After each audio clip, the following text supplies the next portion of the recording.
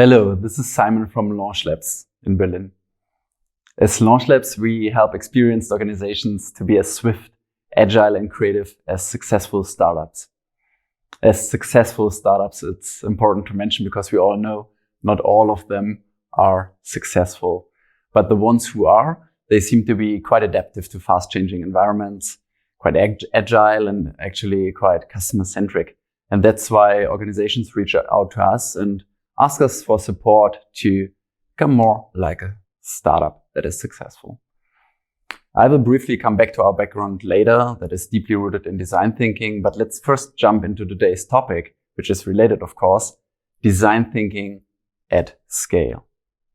So how do we want to tackle such a broad topic?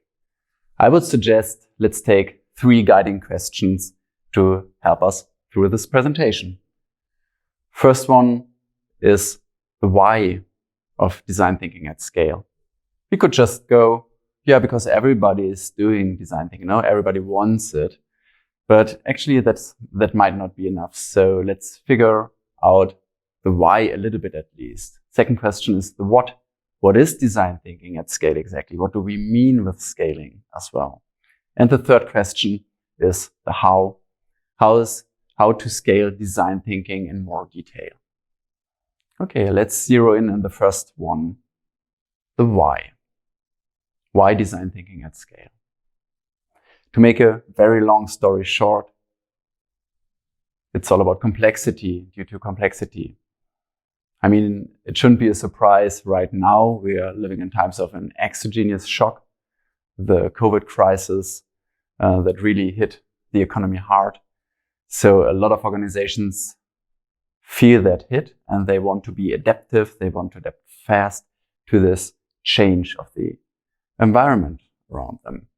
But this crisis is just as an exogenous shock, just one example. And there were others like the financial crisis and other external shocks that come from time to time.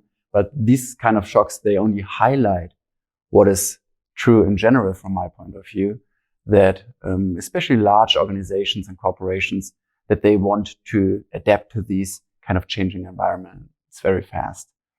And let me just point out 2 other main reasons, 2 megatrends. I know you hear these guys in each and every presentation, I'm sure. It's the globalization and the digitization. These are key drivers, of course, for complexity, as you can imagine. I don't want to bother you too much with this whole VUCA world speech. You know this already, you've been there. Just want to highlight a little thing about the digitization, especially here. I guess the most important factors are that there are new competitors popping up, like in fintech, like in insurtech, or new mobility providers. And these guys really change the competition. Even sometimes just the expectation of the consumers, of the customers, because this is the second important thing I want to highlight in terms of the digitization. People do not expect the same anymore like 10 or 15 years ago. If people choose their partners with a swipe to the left or right, you might expect that they have different needs, that they expect something different from you than they did 5 or 10 years ago. And design thinking is quite well suited to deal with these complex problems because it works in iterations and so on.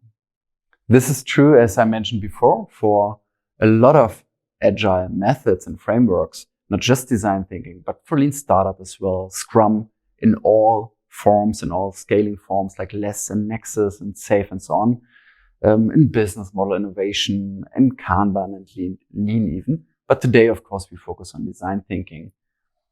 So let's jump in. So what is design thinking all about? Again, a long story. I will make it very short. For me, the most important thing is that design thinking is about finding this sweet spot between the desirability of our clients and customers, the feasibility and the viability. So I'm not one of those guys who says, it's only about the desires, it's only about the needs of the clients and the customers.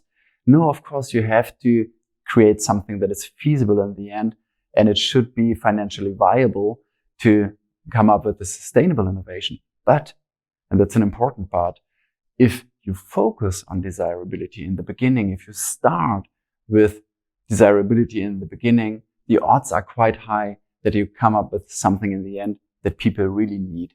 And so marketing do not have to push it down the road or sales. So design thinking has a few core principles that I would like to highlight here as well, because if you want to scale something, you need to know the values, because from my experience, most important and most crucial thing and most difficult thing actually to scale are the values. They seem to be quite long lasting. So there are different ones like human centricity. You want to focus on human needs in the beginning, as we pointed out before. Design thinking is very iterative and agile. You would always inspect and adapt like in other agile frameworks. And you have a very open learning culture. It's okay to fail early. It's okay to fail in the beginning, because then you will learn very fast in a cheap way. And on top of that, it's prototype driven. That's another core value. You want to come up with tangible results, create really something with your fingers, think with your fingers and your whole body. And on top, it's collaborative. You do not want to stick in your silos, but want to create cross-functional teams, as you know this from other agile methods, and collaborate really. And you collaborate the best, and the outcome is actually the best if you can create a playful atmosphere and a trustful atmosphere where people feel free to come up with new and even crazy ideas sometimes. So this is kind of the set of core principles of design thinking. Not all of them are new, to be honest. Some of them are not new at all. So, for example, human-centeredness. Let me tell you a short story about my grandfather, actually. He used to be a baker, so he owned a bakery. Was he human-centered? Of course he was. He knew all his customers by heart. They were his neighbors, his friends even. So he knew their wives, their children. You could see them playing on the street outside.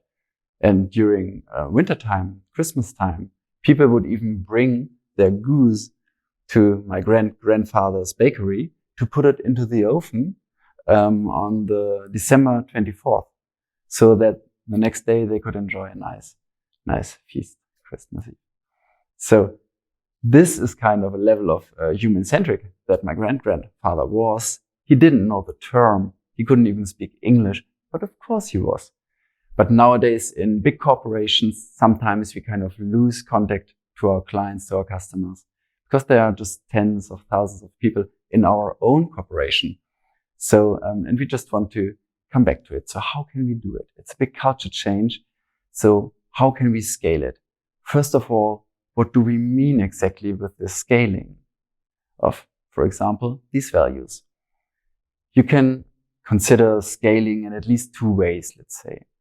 In terms of geography, like international, for example, in global corporations, you have these virtual teams, you all know this, with different challenges, different languages, different cultures and time zones even, and challenges of technology. And the second way to scale is in terms of the size, the sheer numbers of projects, sheer numbers of trainings, for example, that you want to facilitate in design thinking. And we as Launch Labs, we have experience with both. And maybe to finalize the why and the what section of this presentation, I share a slide or two with you which can explain why we feel confident to talk about design thinking at scale to you and what kind of experience we as Launch Labs have. Our customers are basically global corporations, for example, Accenture or SAP, Daimler or Telekom, but as well successful mid-sized companies, these so-called hidden champions, and public institutions and NGOs as well.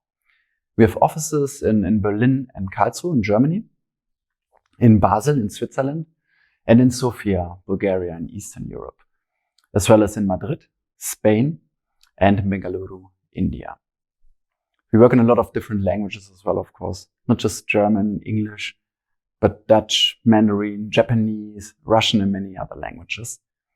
And just to give you another figure, in 2019 alone, we scaled design thinking in more than 25 countries. So all over Europe, the US, South America, Asia as well, India, China, Hong Kong, Japan, Singapore. And our expertise is based on more than 10 years of experience. So the founding teams of LaunchLabs actually were significantly involved in setting up the HPI, School of Design Thinking, close to Berlin, Hasso-Plattner Institute, and the global launch of design thinking at SAP. All in all, our team has trained more than 20,000 people directly. And through scaling programs, Train the Trainer and others, we helped to train more than 70,000 participants in India alone. So all in all, we completed more than 800 design thinking sprints with our clients and initiated, of course, countless follow-up sprints following these initial design thinking initiatives. This is actually why I'm happy to share our approach to scale design thinking with you today. So let's come to the main point of this presentation, how to scale design thinking. In a nutshell, I don't want to spoil it, but in a nutshell, you want to create a certain momentum that is self-organizing, kind of a catalyst for change, a lasting DNA change. This is only possible if the people in this organization really understand the why behind it and really are willing to carry on this torch of culture change and of design thinking on their own. And that's why you want to enable them, you want to empower them, people in this organization, foster very much the self-organization, be it that you are their boss or their colleague, or be it that you are an external consultant. It's actually the same. You want to create something that is self-sustaining without you pushing the whole time, because it will not work. It's just too big if you want to scale. These people need a certain tool set, skill set, and most importantly, mindset to make it happen on their own. And this leads us directly to the first pillar. If you want to answer the how to scale design thinking question, the first pillar is learning. We call these guys learning labs. You might call it training. The important thing is that you want to create a certain tool set, skill set, some process knowledge, and mindset, as I said before. These whole trainings are modular. You can put them together, and I will show you very briefly in a second. They are highly immersive, so that people really feel it during doing it, not just the theory, and they are scalable via these Train the Trainer and other logics that we created. So, second layer, second pillar, so to speak, is projects, project labs, as we call it, because you want to really show that it works, right? You want to solve real problems to show it works. And by doing so, you can create lighthouse projects that people talk about, etc. Third important pillar is what we call culture labs. So culture labs contains several things. First of all, a work environment, like a workspace design, like a mobile furniture setting that you can use, as well as an agile setup where the process landscape allows to be agile, or IT systems that do not work against being agile. How often do I hear this? That people say, Simon, sounds very great, it's amazing, but we are a bank. We are not allowed to use these cool IT tools, for example. Yeah. The second important thing in the culture labs is actually, next to this environment, is to create a core team, kind of a center of excellence or a gravitation center, so to speak, of the culture change. Very important. Then you can build a community around this gravitation center, and all of these guys can live the values and that you teach and practice in the learning labs and the project labs, and it really come to life by doing so. So these are three important pillars. And on top of these three guys, there's the fourth one, and this is communication. Yeah. I used to underestimate this one, but it's really necessary if you want to bring it to life to make use of communication. According to a German thinker, Niklas Luhmann, communication is the basic operation of each social system. And according to another thinker, Paul Watzlawick, we cannot not communicate. So from my experience, a successful scaling of design thinking for sure needs the right communication. So this is kind of a cross-section function, that is true for all of these pillars.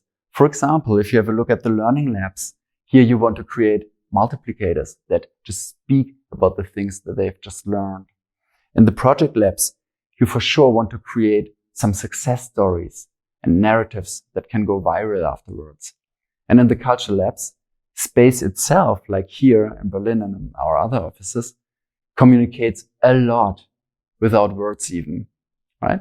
So if you go into a church, for example, the church that I love most is the Santa Maria de la Mar in Barcelona. If you enter this church, you will just become quiet. You will just become modest without anybody telling you to become quiet.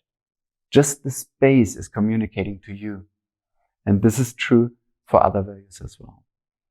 Okay, and only if these pillars plus communication come together, you raise the odds of a successful scaling, meaning a transformation. Let's zero in the first pillar a little bit more. To give you a short overview, in 2019, we facilitated around 200 sessions total. In days, that means more than 700 days of direct training in more than 25 countries. So what kind of trainings do we offer here? We offer modular trainings. That's a very important way to scale design thinking, right? If you have these modules, and you might know this like from shorter introduction modules over beginner modules that are certifiable already, up to advanced modules, again, certifiable. In general, a way to scale design thinking is to have a lot of people in these intros, so to speak, fewer people already in beginner modules, and a few chosen ones for the advanced and highly advanced trainings. At the same time, the knowledge goes up in these trainings and the number of trained people goes down. This is one way how you can scale it, of course. But there's one important thing and one piece of advice, call it a learning that we made.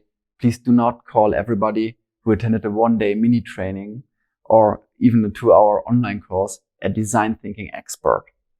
I know examples of companies who did exactly this, and the participants even put it on their business cards. And that's, to be honest, a fast track to discredit any framework.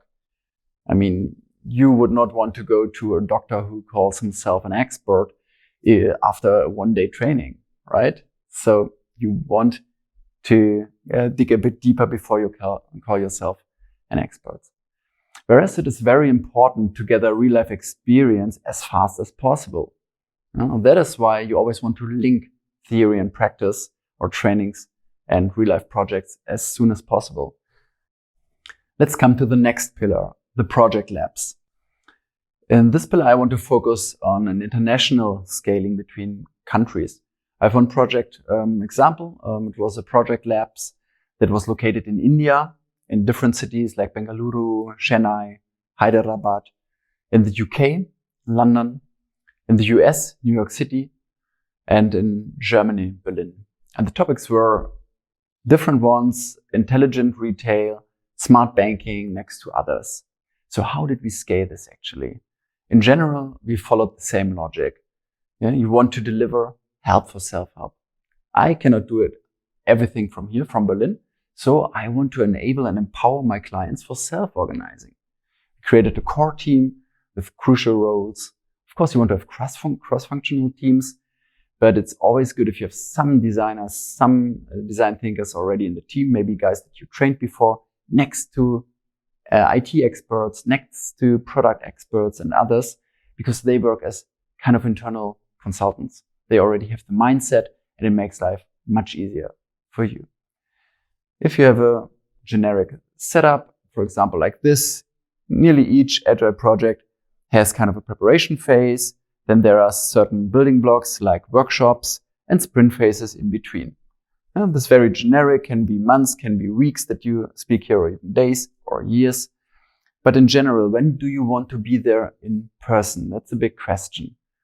Yeah, from my experience, it's very important to be there in the beginning. Yeah, you want to help build up this team, and then for the first workshop, the kickoff, I want to be there in person. So in this very project that we facilitated with Accenture, I flew over to India, and we did it really like in-person training with the main stakeholders. And then, of course, important thing, like in a relationship, the end is very important as well. For the final workshop, you want to be there. And there can be crucial other milestones where you really want to be there in person, of course. So that is necessary and can be necessary.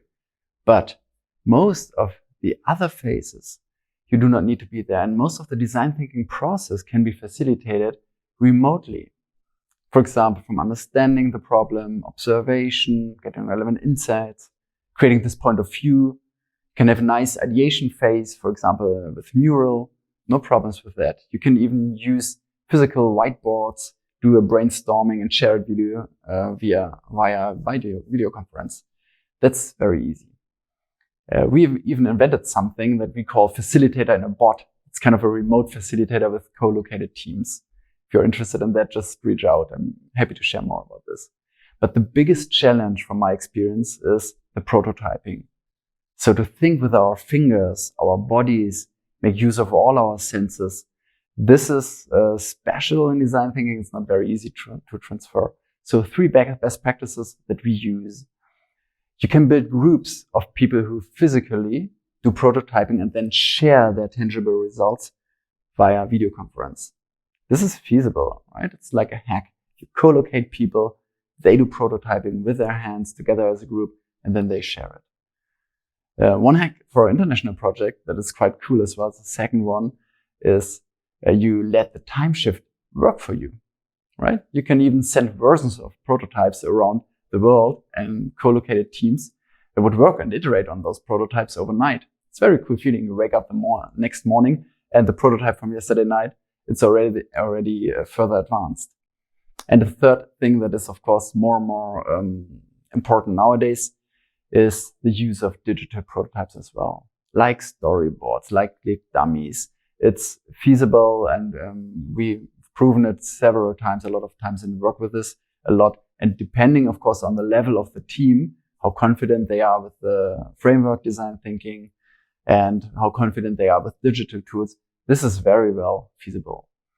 So in between, I would always kind of be there just remotely and not in person. Yeah, but from time to time in sprints for some of those kind of workshops, you can just be there remotely and work together. And for these guys, as I mentioned before, the digital prototypes work really cool. Actually, in this project that I mentioned, I was more than 70% not even there, just remote. And regarding the storyboards and the digital prototypes for this very project about intelligent retail, we created a digital storyboard about this journey of this customer that you can see here and all the cool technical features that would help her enjoying her kind of journey that she experiences while buying some retail things. So this is one way to deal with it, to scale design thinking and project work. And of course, there are a lot of others. The third pillar is the cultural labs. Remember, it's about the work environment. It's about creating a team. It's about creating an agile setup, including IT tools. And this is exactly where I would like to highlight on right now. I'd like to focus briefly on IT tools and show how we as Launch Labs make use of Mural in combination with our own digital timer Flowtomator. Let me switch very briefly to Mural so that I can show you a short live presentation.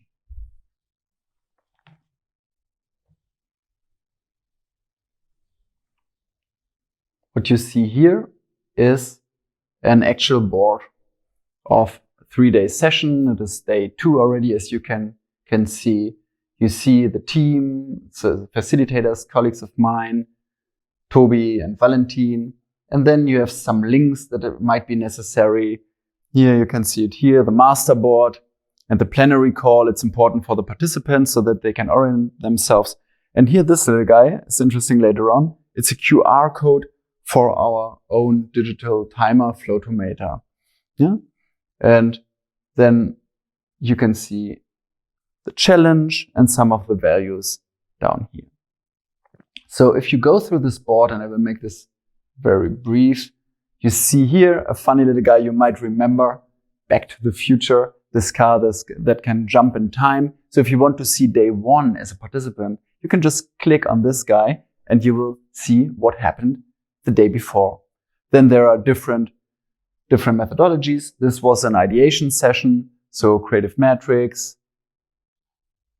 round robin, other methods that we use, some difficulty, importance metrics to evaluate, concept posters. And here's another interesting feature. It's called the main board, because if you came up with a lot of ideas and concept maybe, and you want to present now, how do you do this as a participant? In this setup, you just have to click on main board and you're directly in the next channel to present your results. That's very easygoing. So you can go through this whole thing. In the end, of course, you want to get feedback. And as you can see down here, the next level, a little gamification cannot hurt. Next level for the next day. Okay, this is kind of a setup for just one day. Let's get back to our culture labs. And I highlighted this Flotometer QR code. If you scan this code, that's a cool feature, because every participant at home can have it on their own phone. So they always see if they are on time. It's very cool for the facilitator as well. They can, with this Flotometer, put together workshop conceptions very easily. It's visual, it's very intuitive, it's fast, and you can start and pause parallel sessions as a facilitator all over the world simultaneously. So a very nice tool as well to scale design thinking on a global level. And everybody stays synchronized at the same time. And for the participants, they always know what time is it and how much time they've left for a certain activity. So the fourth level, I already mentioned that communication is key for design thinking at scale, right? So in this one, I just want to highlight that we, with our communication approach, that we practice what we preach. So our approach is not that we create big campaigns or we do the communication. No, but we want to co-design it in a human-centered and agile way together with our clients. So together with this core team that is very important here again, because they have to carry on the torch of communication as well. And all the tools that we co-create together, inspect and adapt, they can reach from suggestion box to community of practices, from campaigns to, live community events. Everything is possible, but it depends on the real needs of these people. So we try out after creating it, does it work? So all means will be measured frequently, quantitatively, qualitatively, and adapted if needed. Very important. To sum it up, you can scale design thinking by learning labs, by project labs, and by culture labs. These are three important pillars, right? To train the right people, give them the tool set and the skill set and the mindset to show that it really works in projects, and to create a culture with the according work environment, with the according core team. This really works. If you add communication on top, you really raise the odds that in the end it's a successful design thinking at scale, and that means a successful transformation. Thank you very much. If you have any questions, please feel free to reach out to me. If you happen to drop by in Berlin, Germany at any time, just drop us a line. I'm happy to show you our office here. Goodbye.